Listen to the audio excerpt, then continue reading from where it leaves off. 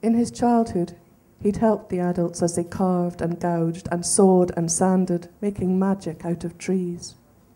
He honestly believed they'd make him into a cello too. It took years for him to understand that they were teaching him, not preparing to carve him, and it would be his hands that would make the cellos, make them out of wood, not his flesh. He'd been devastated. Decades later, the loss still ached deep in the recesses of his heart.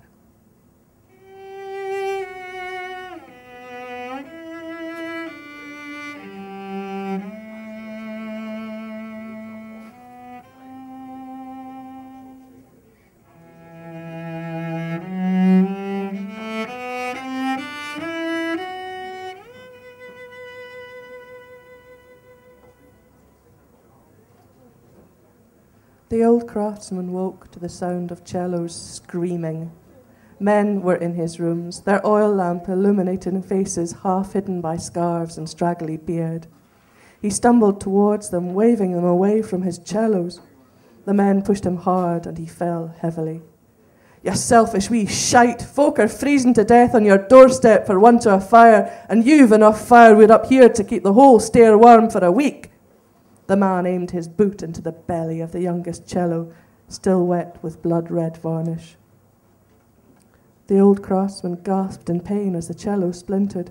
He fell to his knees, grasping to keep its music from spilling out onto the floor.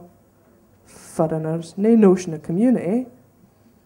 The intruder reached for the old man's own cello, carved by the craftsman's great-grandmother herself. "No offence, likes, we just need the wood." The old man saw clearly that his cello's neck was about to be broken, and he reached out to grasp the first weapon that came to hand. The large, heavy chisel. He swung it wildly, blindly. It caught the intruder on the side of his head. The second intruder raged towards him, and again the old man lashed out. Chisel connected with skull. The victim staggered, then crashed to the floor.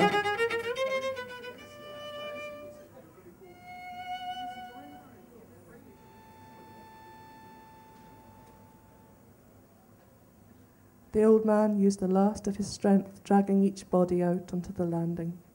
Then he pushed both intruders over the edge.